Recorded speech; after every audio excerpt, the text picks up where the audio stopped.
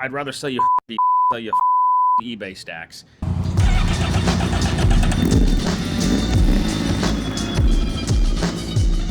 EDR Performance, Beaverton. And his name is John C. The bike initially was tuned by a really popular tuner. You know, I've tuned a few of my bikes with it. It's one of those that you could do at home. Unfortunately, when we went to ride it after I did the full exhaust, there was something going on with the throttle, and I knew immediately it wasn't normal. It's like nothing until 3,000 RPM. So Trey hit me up, and I hit him back, and yeah, we're here to hopefully get that remedied because it just was unsafe. We brought it here to the experts. One of our buddies, Matt, CBRRR, shout out to you. I know you're gonna be watching this. He had a similar issue, ended up demolishing his engine. We had to do a full engine rebuild, replace his pistons. A lot of work that needed to be done, and it was quite unfortunate. Sent his bike over from the East Coast, and so I immediately knew what was going on with it. I saw the same tuner, I knew the same issue was happening. So pretty common issue, especially with the Fireblades we've been seeing a lot lately. I'm excited. They also printed me Velocity Stacks, so that's pretty cool. Yeah, we got our new Velocity Stacks. We print them here in-house, made of a carbon filament.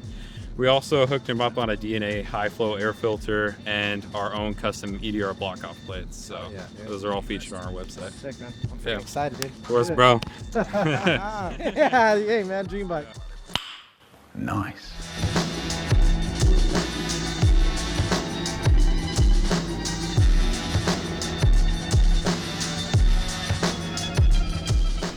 Well, that was the last thing I was doing on this.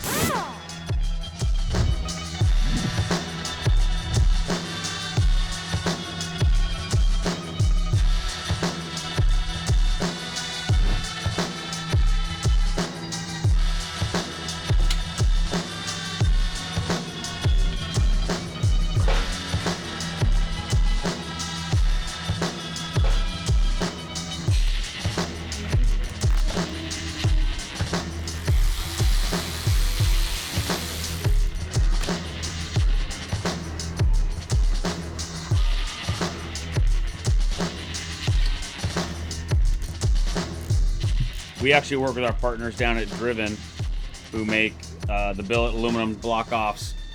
A couple things with the block-offs. One, the big thing is it's an emissions issue.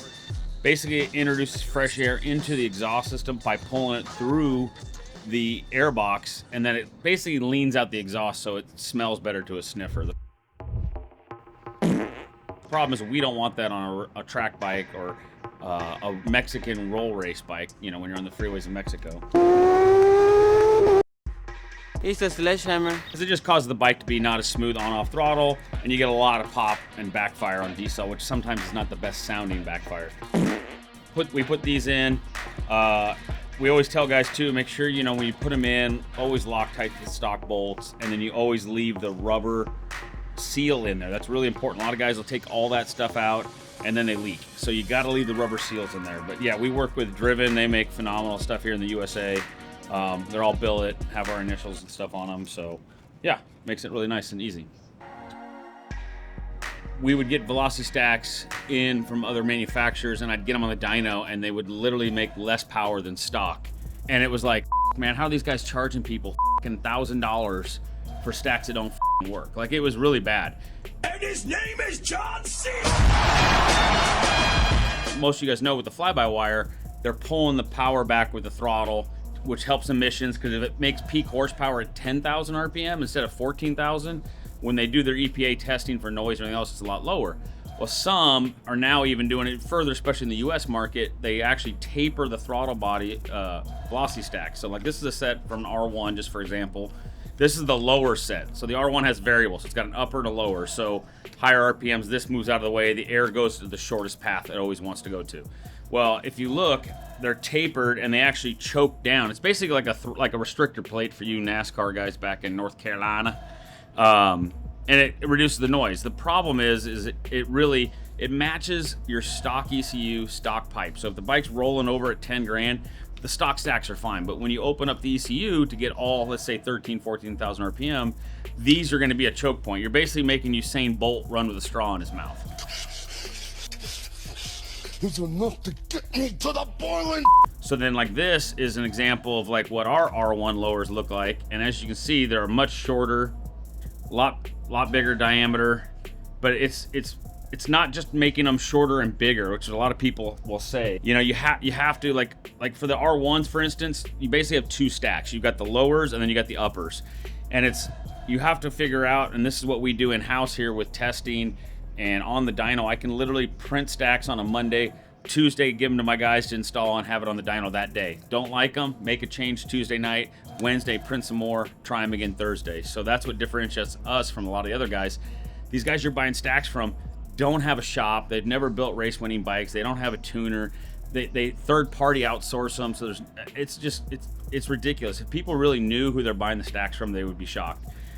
We use the more expensive onyx material because it has a 270 degrees Celsius melt point. So if these melt, your bike's already on fire. Ah! Help me, Tom Cruise! Tom Cruise using witchcraft only to get the fire off me! It's really strong, durable. The great thing about onyx as well is it's impervious to like heptane, methanol, although methanol still eats stuff, ethanol and alcohol. So it doesn't melt basically.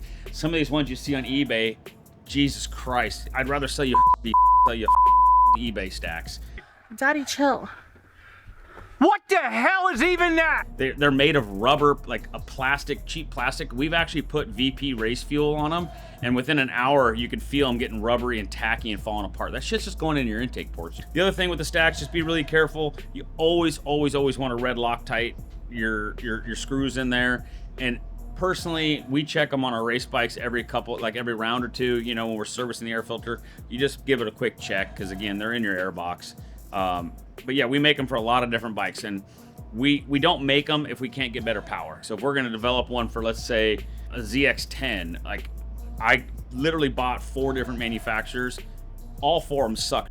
Like the problem is you have to know the bike too. So the ZX10, the problem is the ZX10 makes good peak power. It has mid-range. So why would you want to make a velocity stack that makes less mid-range just to get a little more peak power? That's not what it needs. The ZX10 needs good, strong mid-range and still have the top end not fall off. So I bought a bunch of them, scan them, then we actually test print them and run them back to back to back so I can actually see.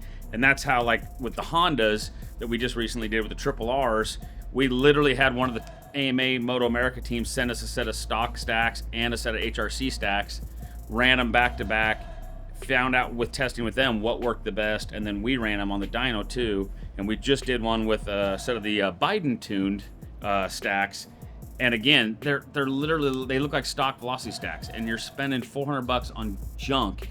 And when you're buying from those guys, they don't even make them. They don't build bikes. They literally just sell you tunes, and that's a loose term anyways. So you just got to be careful when you're buying velocity stacks. It's a really critical part. And it's not like ours are $2,000 and everybody else's are $100. They're all about the same price. When we develop new bikes, we're trying to add stuff all the time, but if we can't improve on it, then we're not gonna make it. Like I've tried a few setups. I'm not happy. Like you can get a couple horse, but we're not gonna just sell you something because it makes 2 more horse in one spot. Like if we can't smooth the power band out and make good power, there's no point in selling them because at the end of the day, our name's on everything. So hopefully that helps you guys.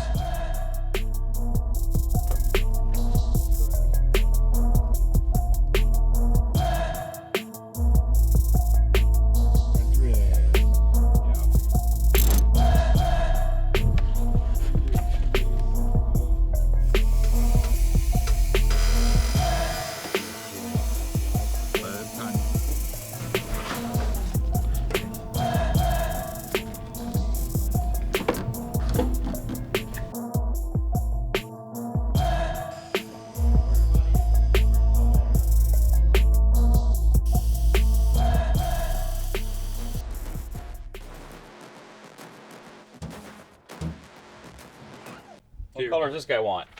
Anthony, I can't make this shit up. Get him complaining on camera, dude. I can't. I can't make it up. Always complain. Always complain. Always complain. Where do you want?